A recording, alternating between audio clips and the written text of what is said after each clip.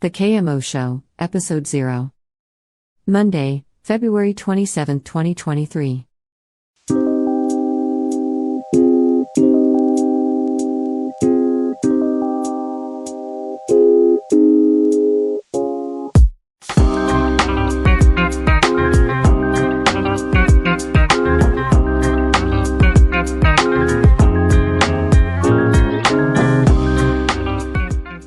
Hey, everybody.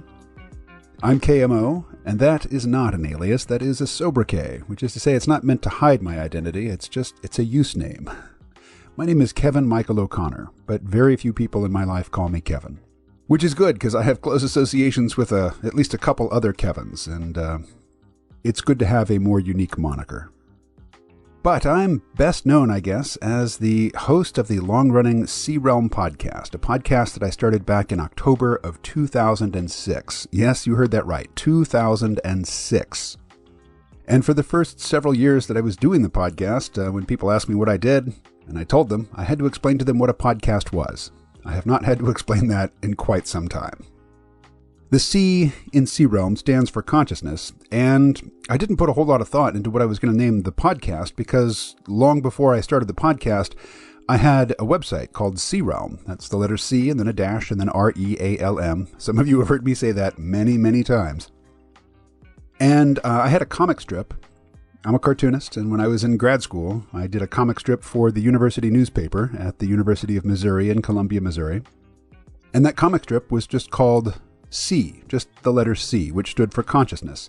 Something that in my first semester as a grad student, I took a course in Hegel and we read the phenomenology of spirit, and the word Geist in German was translated as consciousness in my translation of the book, and I came to write the word consciousness in my notes so many times that I just came to abbreviate it as C. So C stands for consciousness, and I was participating in various Usenet news groups at the time and later on a listserv called the Church of Virus, which was I don't know how seriously it was supposed to be taken as a religion, but it was a proposal for a scientifically crafted mimetic religion, which is to say a religion that is designed to propagate based on the notion of memes, or the theory. I don't think memes quite ever rose to the level of theory, but the idea of the meme as an information replicator, a unit of culture that is passed around and transmitted and sustained and mutates with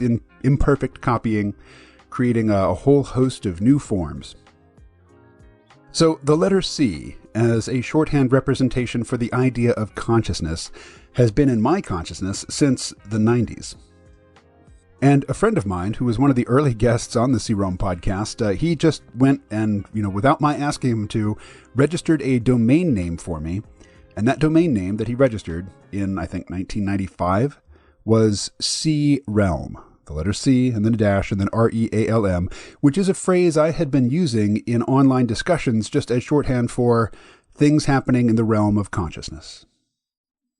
So when it came time to start a podcast, I already had the website. The website was mostly a home for comic strips that I had written and drawn, and book recommendations, and also an extensive library of quotes, because I used to send out a daily email that was 2 juxtaposed quotes.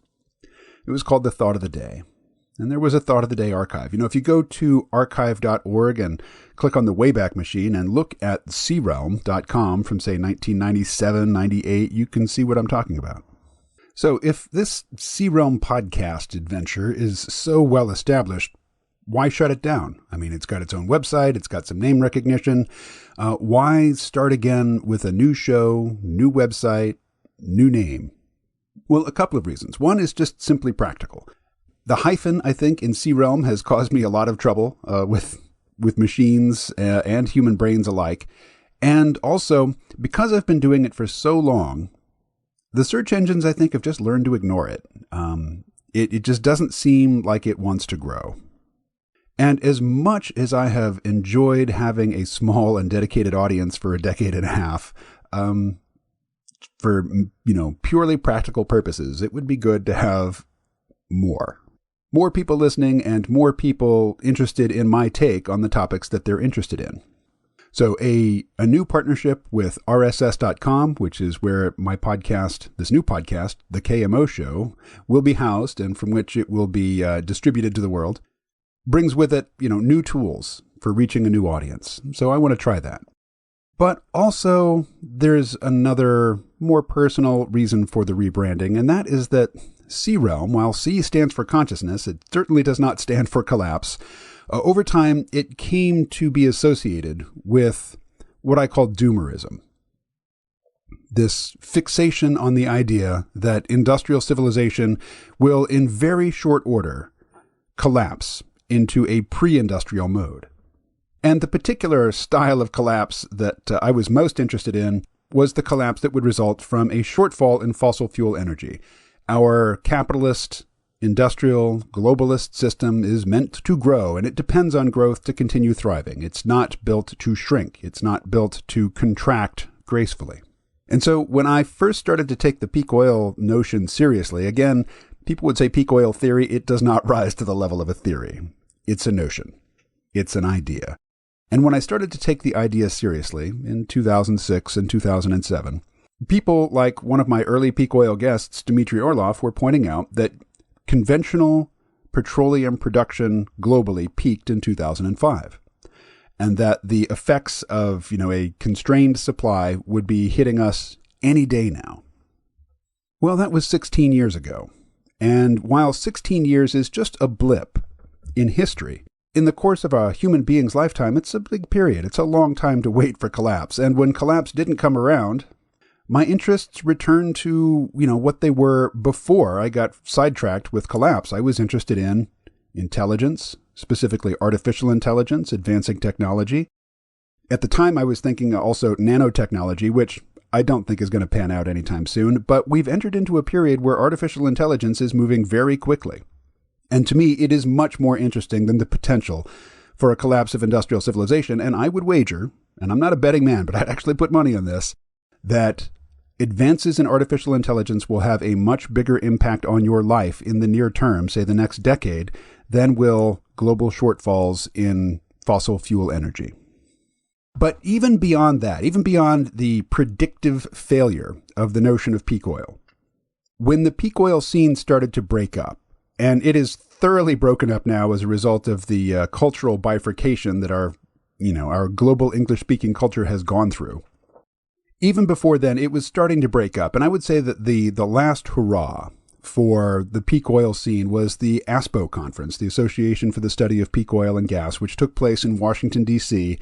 in 2011. I attended, and many of the people whose names you would recognize if you were ever into that scene were in attendance as well. And, we had a session in the actual Capitol building, down in the basement. But even the basement of the Capitol building is grandiose.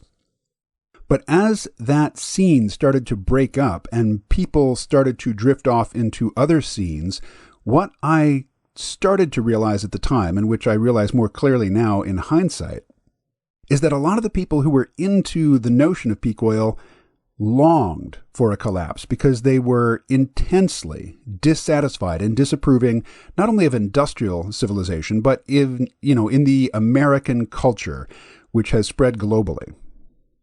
And a lot of the people, and I won't mention names here because I don't want to get into public spats with people, but certain individuals in that scene gravitated to environmental catastrophism once the global collapse of industrial civilization from peak oil failed to manifest. And some of them, very tellingly, gravitated to this notion of near-term human extinction, which some people presented as, an unfortunate but inevitable event in our near future, and other people openly longed for. There is something called the voluntary human extinction movement, where people have just said, I'm not going to have children, I'm not going to reproduce, because humans are a plague on the planet. And we just need to go away so that the rest of life on Earth can get on with doing the things that life does. And I do not subscribe to this at all. I am a dedicated enemy of this idea. Beyond voluntary human extinction, I have encountered a group of people who, are antinatalists. They believe that reproducing is morally wrong because the suffering of your offspring is inevitable. And if you have a choice to either limit the amount of future suffering in the world or increase it by having children, that increasing it, even if it means the destruction of your civilization, of your culture, of your species, increasing the amount of future suffering by having children is morally wrong. And I just disagree with that. And, if you want to tangle with me on that, we can go round and round, but I'm not going to do that here. I am just going to invoke a quote, a phrase from Penn State business professor John Jordan, who in an article that I read recently used the phrase incessant dystopianism untethered from reality. I will have no truck, no part, no business with incessant dystopianism or doomerism or misanthropy untethered from reality. I wallowed in it for a long time. I believe it has done me damage, and I will have no part of it going forward. So, casting my mind back to the things that I was interested in before my brain got hijacked by doomerism, I've always been a lover of science fiction, both popular science fiction on the screen and less popular, but still very influential science fiction or speculative fiction on the printed page. And I just want to mention a couple pieces of science fiction. I mean, I could just jabber for a full hour here about science fiction stories and novels which have been influential on me and which have stuck with me decades after I've read them. But the two that I want to bring to your attention right now, because I think they've had a very long-lasting impact on my point of view, on my expectations about what could happen in the future, are one, the 1983, I believe it was, short story, which was later expanded to a novel in 1985, Blood Music by Greg Bear. If you go back and you read that original short story, which I believe was published in Analog Science Fiction magazine, nobody can predict the future very accurately, particularly the details of, which technologies find a place in our life and which speculative technologies never pan out. If you read Blood Music, it holds up extremely well. In fact, as you're reading it, I expect that you will soon forget that you're reading a story that is 40 years old. But Blood Music is about a biotech singularity, where individual cells within a human body gain intelligence through genetic manipulation, gain intelligence such that each cell is essentially the equivalent of a human mind. And you have hundreds of billions of cells, within a single human body, each of those a mind unto itself. And they spread, they colonize, they move out into the world, and eventually they end up disassembling or transforming all biological matter on the North American continent into what is essentially, what would come to be known later in singularity circles as gray goo. But nothing is lost. Nobody dies. While the individual bodies of the people who used to live in North America have been subsumed into these massive sheets of gray goo, which just sort of are draped over trees and buildings and whatnot, everybody's individual identity is retained inside of what Greg Bear calls a thought universe, which you could say is a biological equivalent of cyberspace.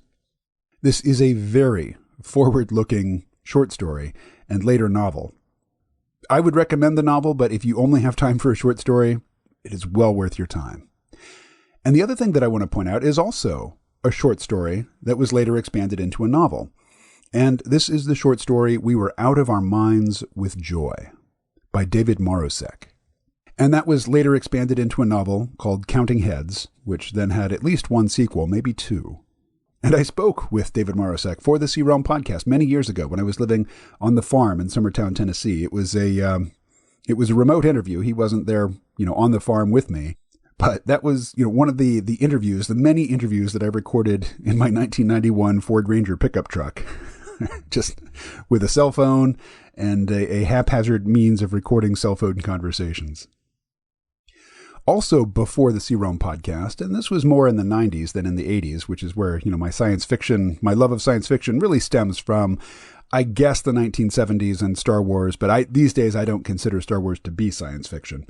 And, my reading of science fiction, which is really the more important aspect of my experience, it started in the 1980s. But in the 1990s, I also read some nonfiction works. You might consider them fictional, particularly that stuff from Terence McKenna. But I did encounter the writings and the thought of both Terence McKenna and Robert Anton Wilson. Now, Robert Anton Wilson, again, I encountered in the 80s in the form of fiction. I read his Illuminatus trilogy, but it wasn't until later that I started to read his nonfiction books, like Prometheus Rising. And something that I got from both Terence McKenna and Robert Anton Wilson was the notion that our belief systems are not reality. They are maps of reality, which are useful in certain circumstances, but they did not evolve to give us a full understanding of the universe. Our belief systems and our strategies for getting around in the world are not suited to unlocking the secrets of the universe. They are suited to finding us food, shelter, keeping us safe from predators and enemies, and getting us laid so that we can have children and project our genes and, our whole project as a species into the future.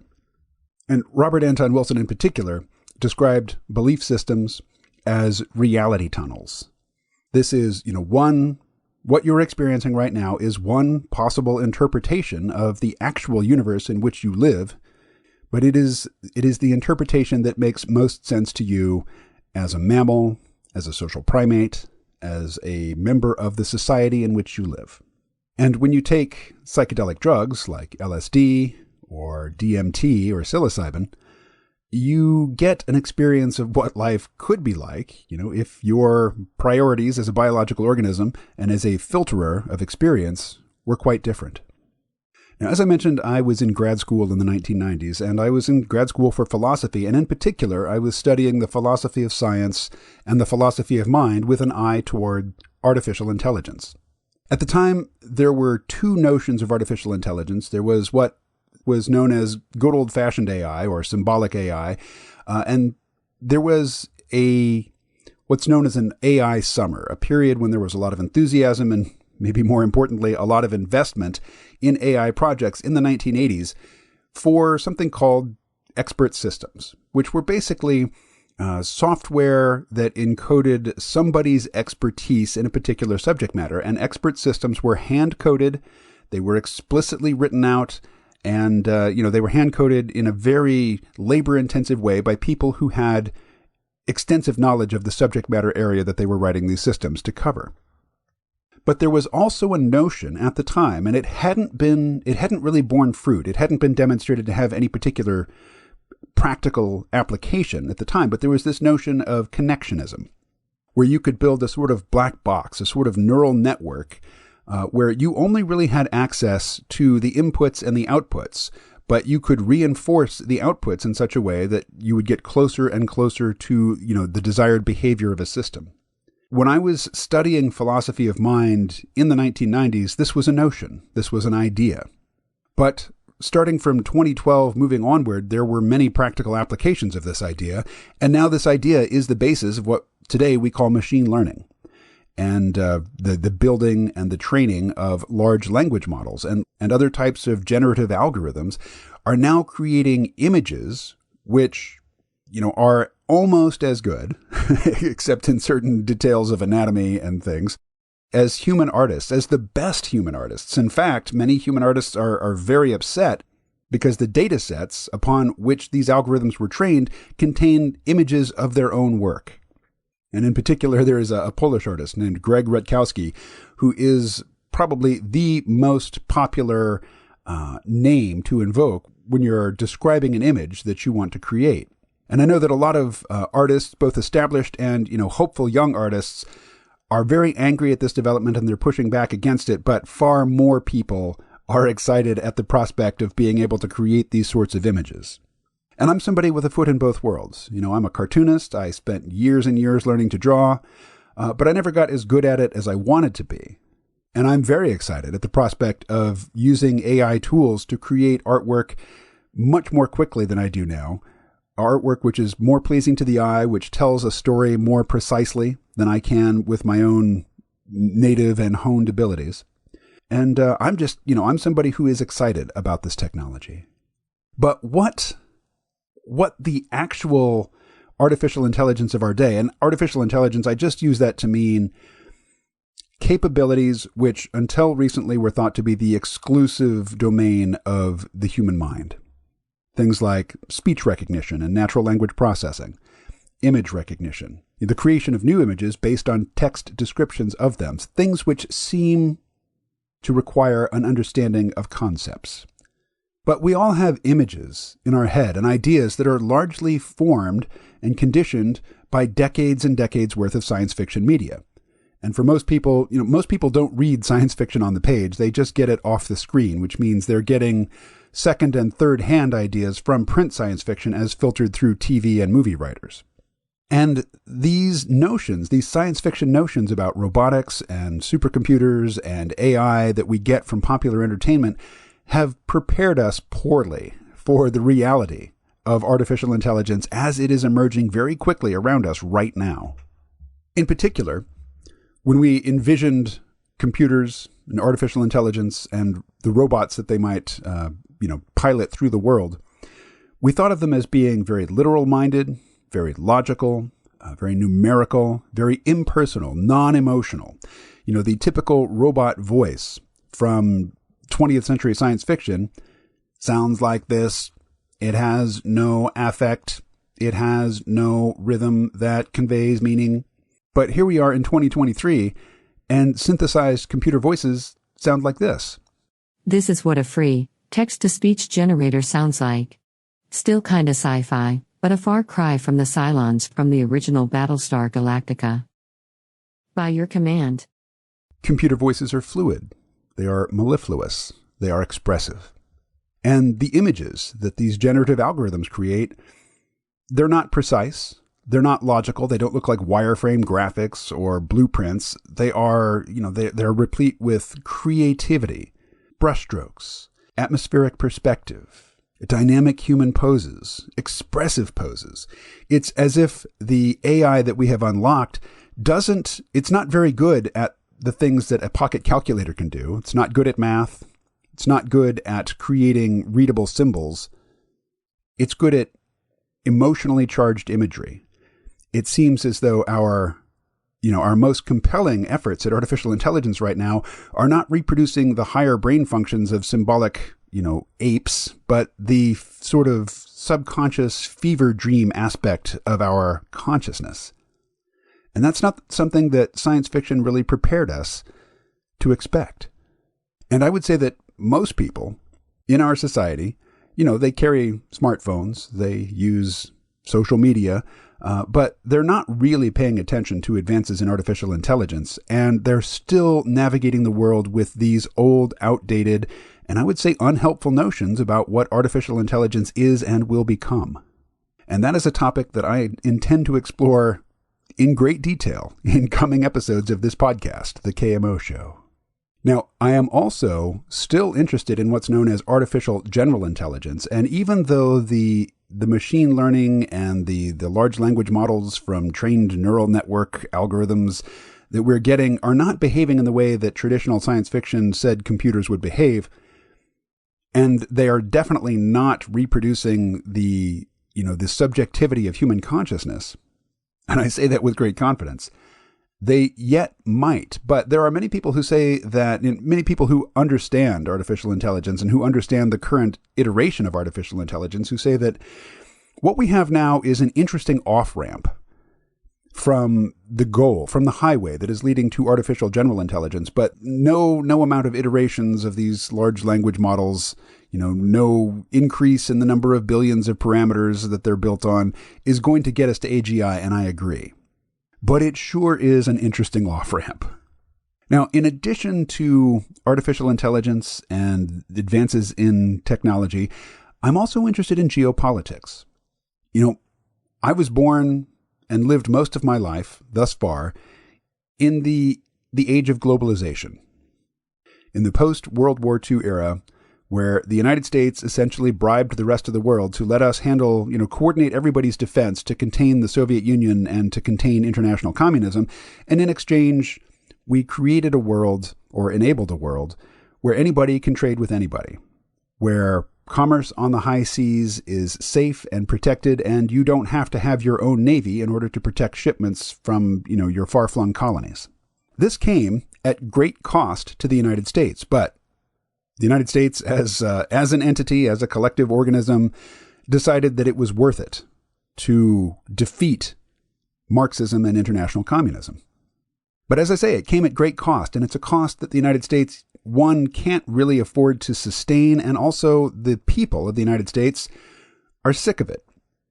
It has come at great cost to us in terms of the blood of our children that get sent overseas to fight needless or counterproductive even engagements, things we used to call wars but no longer do. And it's come at great cost financially, in terms of international aid and military spending, but also in terms of allowing jobs, working class, industrial jobs that used to provide a middle class living to the people who did them. Those jobs have been exported to places where labor is cheaper. And to a lesser extent, but probably a growing extent going into the future, a lot of these jobs have been automated. Now, something that science fiction conditioned us to expect, which is not coming about, is that artificial intelligence would be accompanied by equally quick and significant advances in robotics. And that hasn't happened. So human labor remains necessary.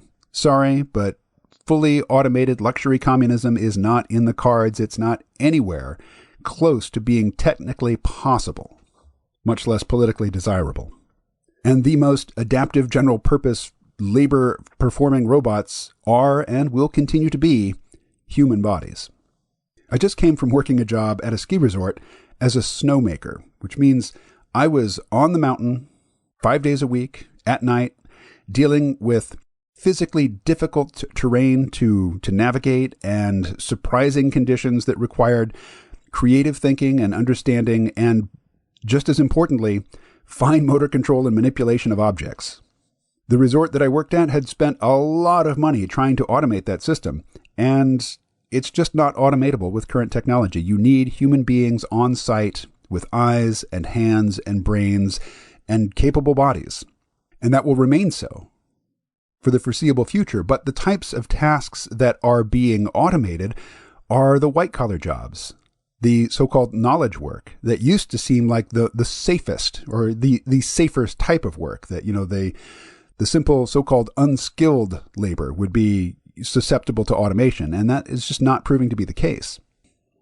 And in fact, at the start of the 21st century, there was this notion of a technological skill ladder, where advances in technology would eliminate jobs at the bottom of the skill ladder, but create new, better paying, more prestigious jobs at the top of the skill ladder. Now, the problem, it was thought, was that it would eliminate a larger number of jobs at the bottom of the skill ladder than it would create at the top of the skill ladder. But it turns out that entire notion is just wrong. The jobs that are being eliminated, and whole classes of jobs are not being eliminated. What's happening is that certain tasks associated with certain jobs can be automated such that fewer people performing those jobs can do the same amount of work that a lot of people used to do. But the jobs that are most susceptible are not the ones at the bottom of the skill ladder. They're the ones in the middle, the ones that you never expected would be automated. And this ties into geopolitics. As I say, the military and transportation costs that are required to sustain a globalized nation, where you pick fruit in one country, you send it to a different continent to be polished, you send it to a different country to be packaged, and then you send it possibly even back to its country of origin to be sold and consumed. That requires a lot of fossil fuels. It requires a lot of infrastructure. It requires a lot of industry. And it requires a global military empire to keep all that transport safe from piracy. And the U.S. can no longer afford to, foot the bill for that empire. And the American people are tired of it. We're not interested in it because, it has cost more than money. It has cost jobs. It has cost social cohesion. It has cost us the solidarity, the multi-class solidarity that we used to enjoy. I'm a weird creative type who nobody's trying to automate my job, as far as I know, because there's just not enough profit to be made doing so. But in some respects, I'm a disinterested observer because I'm not a comfortable member of the professional managerial class, nor am I a full-time toiler down in the trenches of blue-collar labor. I'm just kind of this weirdo sitting on the side commenting on things. But I am interested in geopolitics. I have not followed the day-to-day back and forth military developments in the war in Ukraine, but I am certainly interested in the role of Russia going forward in the international community and in the possibility for a post-Putin Russia. I'm also very interested in the notion of demographic collapse. When we mostly worked on farms, it made economic sense for any given family to have a lot of children. Children on the farm are free labor. When you live in a city, and living space is scarce and expensive, and education is expensive, and healthcare is expensive, children become very expensive exotic pets, and people naturally just have fewer of them. And the antinatalist crowd and the misanthropic crowd are pleased as punch that humans are having fewer children, and they want to push that trend even further. Well, I'm telling you, demographic collapse will be no picnic. Societies that are top-heavy with post-productive senior citizens, one, are less productive. The younger people have to work harder and get to keep less of what they make because they need to support the gerontocracy. But also, societies like that they're more risk averse. Old people have more to lose and they tend to be more cautious. And this country was not built on caution. The dynamism of the American economy and the dynamism of the global, Pax Americana American empire was not built on timidity. It was not built on social and personal conservatism, which is not to denigrate conservatism in the whole. Some things are worth conserving. I believe that these seemingly countervailing forces of novelty seeking, which I have certainly embraced in my life, and conservation or conservatism are both useful aspects, and that if one comes to dominate the other, to have more strength, more push than the other, then that's going to steer us off of the ideal path and either into something, reckless or something stagnant. A growing human population, particularly one that consumes a lot of materials to sustain our technology, is a burden on the ecosphere. It's not a burden on the planet. The planet will be fine. But the non-human life on planet Earth has certainly suffered as as a result of our advancing technology and our industrialism. But if you think overpopulation is a problem, well, just wait until you get a taste of demographic collapse. If for no other reason, then we're still going to need to do a lot of labor, but we won't have enough laboring bodies, and we'll have to maximize our use of technology just to sustain our aging populations. I'm also very interested in how our society has been shaped by life online. When I was in my 20s, in the 1990s, there was a very famous document that I think was penned by John Perry Barlow and distributed by the Electronic Frontier Foundation, basically just trumpeting the fact that online life was going to disempower the gatekeepers, was going to erode the authority of government and big corporations, and that has not happened. What has happened is that it has driven a sort of tribalism, because when you're online, when you're talking to somebody or about somebody in a public forum, even if you are supposedly talking to them, really you're talking to your audience. You are demonstrating, you are signaling to your tribe that you hold the right beliefs and that you despise the people who hold opposite beliefs. And it really makes personal, good faith attempts at communication nearly impossible in a public forum.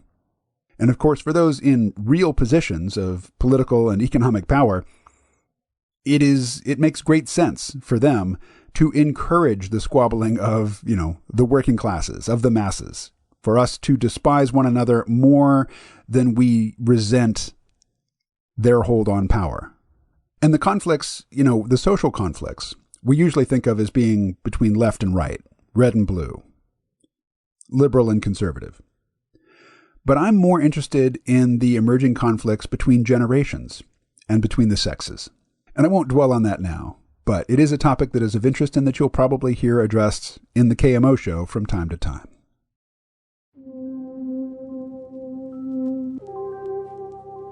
All right, and with the rebranding of the podcast comes new theme music. So what you're hearing behind me right now is a track called Big Ass Robots by Holizna. I found this on the Free Music Archive on WFMU, a freeform, formerly New York City radio station. I think it's in New Jersey now, but it still serves the New York metropolitan area. And it's something that I discovered while living in New York City, and I cherish. So I'm very happy that the new theme music for the KMO show comes via the WFMU Free Music Archive. So this outro track is called Big Ass Robots. The intro music that you heard at the beginning is called Bad Acid, which is funny because the vibe that I'm getting from that is not of a bad acid trip. I don't know what the artist had in mind, but this music is used with permission from Holizna, so thank you. I'll post a link to the body of Holizna's music on the Free Music Archive in the show notes for this episode, which is on rss.com, but I did secure a domain name for the show. It is kmo.show. I love the rhyme. So kmo.show is where you can find this. I will be putting the first few episodes on the existing C-Realm RSS feed, just so that there'll be an audience, for the first few episodes. But do go to kmo.show and subscribe to the new feed, because eventually I will stop putting new episodes of the KMO show on the C-Realm RSS feed. All right, I think that's about all I have to say for this introductory episode. I intend to mostly be talking to guests, not solo shows like this, although if you like these solo-type rants, then the C-Realm Vault podcast will be the place for you, because while I do have guests on that show, there's also just a lot more of me talking. And if you want more of me talking in a short-form video format, well, I do have a YouTube channel. It's called Out of My Head, and if you just type the @ and then OUTTAMYHEAD into a YouTube search engine, you should be able to find me. Finally, in closing, I would just like to say that I very much enjoy hearing from listeners. Many good friends that I have started out as C-Realm listeners, and I later met them in real life, and relationships blossomed. I'm confident that that pattern will continue into the future. But I also understand that most of the people who listen to this podcast will never reach out, will never post a comment, never send me an email, and never interact with me directly. And you know what? That's perfectly okay. If you wish to be a member of the silent majority, I welcome you and encourage you in that role.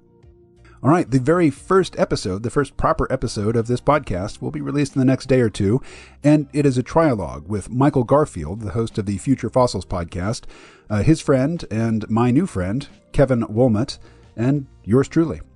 So that'll be out in the next day or two.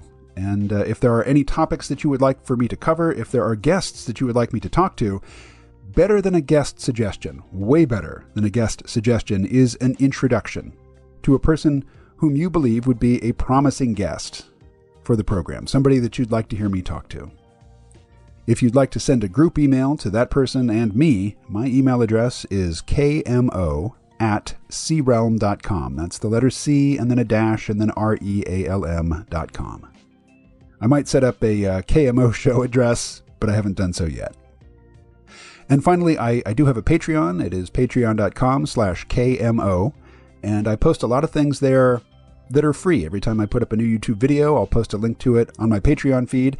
And typically whenever I read an article that I think is of interest, I will post a link to it there as well. So even if you're not supporting me on Patreon, it is still worth your time to check in with my Patreon feed, because there's lots of good material there.